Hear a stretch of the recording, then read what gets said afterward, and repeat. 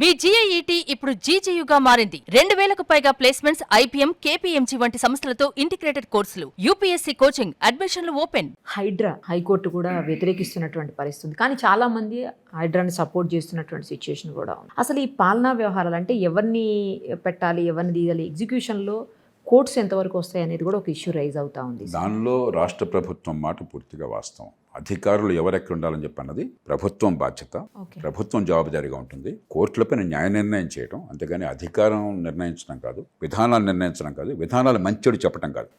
రాజ్యాంగబద్ధమా కాదా? మీ ముందు ఒక సివిల్ కేసు వస్తే ఎవరి పక్షాన న్యాయం ఉన్నది, క్రిమినల్ కేసు వస్తే నేరం చేశారా లేదా, ఇంతే తప్ప పరిపాలన మీద రోజు హింసాలమల్లా కూర్చుని ఆదేశాలు ఇచ్చేటువంటి బాధ్యతను కోర్టుల మీద ఎవరో పెట్టాల. మన దేశంలో ఎవరి పరిధిలో వాళ్ళు ఉంటే అందరికీ దేశానికి మంచిది. అంటే మీరు చెప్పే దాని ప్రకారం హైడ్రా అనేది మన వ్యవస్థకి ఇప్పుడున్నటువంటి పరిస్థితుల్లో అవసరం ఉందా, అసలు అవసరమే లేదా సార్? హైడ్రా లాంటి చాలా కాపాడాము, చెరువుల్ని, భూముల్ని గవర్నమెంట్కి సంబంధించి నేను స్వయంగా చూశాను.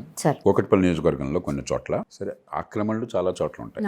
నేనే అప్పుడు నగరం అంతా నా నియోజకవర్గంలోనే కాకుండా ఈ లేక్స్ అన్నింటినీ కూడా ఐడెంటిఫై చేసి వాటికి బౌండరీస్ అన్ని కూడా సర్వే చేయించి దానికి ఏర్పాటు చేయడం ఆనాడే ప్రారంభమైంది. కూకట్పల్లి నియోజకవర్గంలో పూర్తిగా చేశాను. అన్ని చోట్ల కబ్జాలు లేకుండా తంటాలు పడ్డాం. అది ప్రభుత్వం పని, శాసనసభ్యుడి పని కాదు. అయినా కూడా సమాజాన్ని కాపాడాలని చెప్పాను. కొన్ని చోట్ల డ్రైన్ ఆక్రమించి, కానీ కనీసం మామూలు ఆక్రమణ అంటే పోనీ ఎవరికి ఇబ్బంది లేకపోతే పొందాడు ఆస్తి కొట్టేసాడు అనుకోవచ్చు. 3 అంతస్తుల బిల్డింగ్ కట్టారు. డ్రైన్ నిలిచిపోతుంది, వర్షం వస్తే వరదలు వస్తున్నాయి, మురుగైపోతాం. అప్పుడు మున్సిపల్ కమిషనరు ఒక సమర్థుడైన అధికారి, నాతో పనిచేసిన అధికారి, ఈ రంగంలో నిపుణుడైన నగరాల నిర్మాణంలో, ఆయనకి నేను చెప్పాను, ఇది స్థానికంగా ఈ డిప్యూటీ కమిషనర్ స్థాయిలో, ఈ సర్కిల్ స్థాయిలో వీళ్ళు చేయలేరు, రాజకీయంగా బుడొచ్చులు ఉంటాయి, కాబట్టి మీరు ఒక శనివారం ఆదివారం పూనుకుని ఎంక్రోచ్మెంట్స్ ఇలాంటివన్నీ తీసిపారండి అని చెప్పని నేను గట్టిగా కోరాను. ఆయన గట్టిగా మొదలెట్టాడు. అప్పటిదాకా ఉప్పు నిప్పుగా ఉన్న కార్పొరేటర్లు, ఈ పార్టీ ఆ పార్టీ, వేరే వేరే పార్టీలు ఉంటాయి కదా, ఇక్కడ అందరూ కలిసిపోయారు పార్టీలో కూడా. వెంటనే అత్యున్నత స్థాయికి పోయి ముందు ఆయన ఆపించారు. ఒక 4 రోజుల్లో ఆయన బదిలీ చేయించారు. ఈ నేపథ్యంలో పద్ధతి ప్రకారమే పోవడం సరైన పద్ధతి, కానీ ఆ పద్ధతులు ఏర్పాటు కాలా మన దేశంలో. ప్రజా ప్రయోజనాలను కాపాడడం కానీ, ప్రజల ఆస్తుల్ని కాపాడడంలో కానీ మన శక్తి చాలా తక్కువైంది.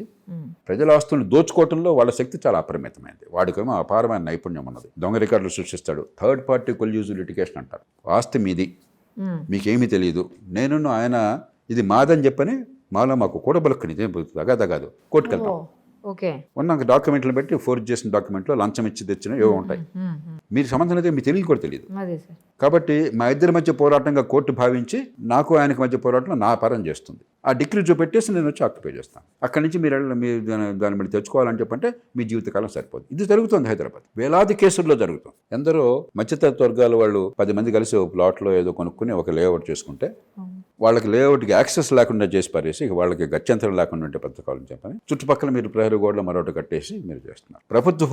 ప్రభుత్వ భూముల్ని లంచాలు ఇచ్చేసి రిజిస్ట్రేషన్ చేసుకుంటున్నారు. ఈ మధ్యకాలంలో పత్రికల్లో వచ్చింది, ఆధార్ కార్డు లింక్ పెడితే దొంగ ఆధార్ కార్డు పెట్టేసి నా పేరుతో మీరు మీ పేరుతో నన్ను రిజిస్టర్ చేసుకుంటున్నాం. ఇవన్నీ జరుగుతున్నాయి. మౌలికంగా దీన్ని మార్చాలనే సంకల్పం కావాలి, కానీ ఆ సంకల్పం లేదు మన వ్యవస్థకు. ఎందుకని? ఎన్నికల్లో ఇంత డబ్బు ఖర్చు పెడుతున్నప్పుడు ఈ డబ్బంతా ప్రధానంగా ఇప్పుడు హైదరాబాద్ నగరం ఉందనుకోండి, ఏమిటి మేజర్ ఇష్యూ హైదరాబాద్ నగరంలో డబ్బులు ఎట్లా వస్తున్నాయి? Real estate.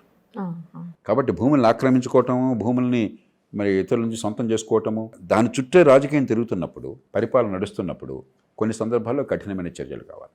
అవి పరిష్కారానికి దారి చేయవు, కానీ కనీసం ఒక సంకేతాన్ని ఇవ్వాలి. ఆ ప్రయత్నం జరుగుతుంది. కానీ దీర్ఘకాలంలో ప్రజా ఆస్తుల్ని కాపాడేందుకు చట్టబద్ధమైన పద్ధతులు కావాలి. కానీ ఏమవుతుంది ఇప్పుడు, మీకు గుర్తుందో లేదో, చాలా ఏళ్ల క్రితం 2007లోనో 2008లోనో వరంగల్లో 2 ఆడపిల్లల్ని దారుణంగా యాసిడ్ పోసి చంపేశారు. ఒకళ్ళ పాప చనిపోయింది, ఇంకొక పాపకి నాకు గుర్తున్నంత వరకు జీవితం అంతా కూడా నేనే ఆ కేసుని చేశానప్పుడు సమాజం అంతా అట్టుడికిపోయింది. ఆ రోజు ఎవరు మీడియా వారు నన్ను సంప్రదించినప్పుడు నేను ఖమ్మంలో ఉన్నట్టు గుర్తు నాకు. మరి ముఖ్యమంత్రి గారు, ప్రభుత్వం సహజంగానే ప్రజల్లో ఆవేదన చూసి ఆడపిల్లలు అయిందని, కానీ మనసు అది కడగిన వాళ్ళు ఎవరుంటారు? అది నా ఇంట్లో నా బిడ్డ కావచ్చు కదా. అమ్మ ఇంటర్వ్యూ చేశాను సార్ నేను. సో ఇంటర్వ్యూ చేశాను. కఠినంగా ఆదేశాలు ఇచ్చారు, వాళ్ళని కాల్చి పారేశారు. అప్పుడు నన్ను అడిగారు మీడియా వారు, మీరు కాల్ చేయడం కరెక్టే అంటారా? నేను చెప్పాను, కాల్ చేయడం సరైనది కాదు. కోర్టు ముందు వాడిని దోషులుగా నిర్ధారణ చేసి 4 రోజుల్లో ఉరిశిక్ష చేస్తే సంతోషపడాలి. వాళ్ళు పోయినందుకు, వాళ్ళు చచ్చిపోయినందుకు మనం కన్నీళ్ళు కార్చక్కర్లా. అంత దారుణాలు కొడుకున్న వాళ్ళు పోవాలి, కానీ ఏ పద్ధతిలో పోవాలి? చట్టబద్ధంగా. ఈవేళ వాడు దుర్మార్గం నమ్మకం మనందరికీ ఉంది, నేను కూడా నమ్ముతున్నాను. Yeah sir. కాబట్టి వాడు పోయాడు, సంతోషపడచ్చు. రేపొద్దున అమాయకుడికి ఆ ప్రమాదం జరగచ్చు. ఒక్కసారి పద్ధతి ప్రకారం మన పనులు చేయకపోతే ఈవేళ దుర్మార్గుడికే శాస్తి జరిగింది, రేపొద్దున మంచివాడికి శాస్తి జరగచ్చు, అన్యాయం జరగచ్చు. కాబట్టి వేగంగా సమర్థంగా చట్టాన్ని అమలు చేయడానికి వెళ్లకుండా షార్ట్ కట్స్ ప్రయత్నం చేస్తున్నాం. కానీ కొన్ని సందర్భాల్లో అవసరం అనిపిస్తుంది. ఎందుకంటే ఒక ఉన్నతాధికారి మున్సిపల్ కమిషనర్గా ఉన్నప్పుడు నాకు తెలుసు, చాలా కాలం క్రితం, చాలా సముద్రమైన అధికారి ఆయన హుస్సేన్ సాగర్ని పూర్తి చేసి ఆక్రమించుకోవడం మొదలెట్టారు. పేర్లు నేను చెప్పను, చాలా ప్రముఖులైన వాళ్ళు, అధికార పార్టీకి చాలా అనుకూలమైన ప్రముఖులు ఆ రోజుల్లో. చాలా నేను చెప్పేది ఎప్పుడో 30-40 ఏళ్ళ క్రితం, 40 ఏళ్ళు దాటింది. ఆయన ఏం చేశాడు, 100 మందిని వస్తాదులను పిలిపించేసి వాళ్ళు డబ్బులు ఇచ్చేసి, అరే మొత్తం దాన్ని తవ్విపారేయండి అంటే, ఆక్రమించుకోవడానికి అవకాశం లేకుండా హుస్సేన్ సాగర్లో నీళ్ళలో కలిసిపోతే నీళ్ళు వచ్చేట్టుగా గంటలో చేసి పారేశాడు. దాన్ని రక్షించారు. ఎందుకు అవసరమైంది ఆ పద్ధతి? ఆయన వస్తాదంలో గుండాలను పిల్లల అవసరం ఎందుకు వచ్చింది? ఒక అధికారి ప్రజల్ని కాపాడడం కోసం. లేకపోతే వాడు కబ్జా చేసుకుంటే ఏ కోర్టుకైనా పోయి స్టే తెచ్చే, స్టే అయిన తర్వాత మళ్ళీ జీవితం ఏమవుతుందో మరి తెలియకపోయారు. వాడేమో తన కబ్జాని కాపాడుకోవడం కోసం వాడి జీవితం అంతా వెచ్చిస్తాడు, ప్రాణాన్ని అడ్డుపడతాడు, అధికారులు మందేమని వదిలేస్తాడు. ఇది జరుగుతుంది దేశంలో. అంచేత ఇవన్నీ కూడా ఏంటంటే తాత్కాలికమైన ఏర్పాట్లు, కానీ దీర్ఘకాలికంగా పరిష్కారం కావాలంటే అది ఒక ఆడపిల్ల మీద అత్యాచారం జరిగినట్టయితే వాళ్ళకు ఉరిశిక్ష పడడం కావచ్చు, ప్రజల ఆస్తుల్ని కాపాడడం కావచ్చు, చట్టబద్ధ పాలన వేగంగా సమర్థంగా పనిచేసి ప్రజాప్రయోజనాలను కాపాడుతుందనే విశ్వాసాన్ని కలిగించాలి. ఈ లోపల ఇవన్నీ తాత్కాలికమైన ఏర్పాట్లు. Right sir, thank you sir. చాలా విషయాల మీద విశ్లేషించారు. Thank you so much sir. Thank you.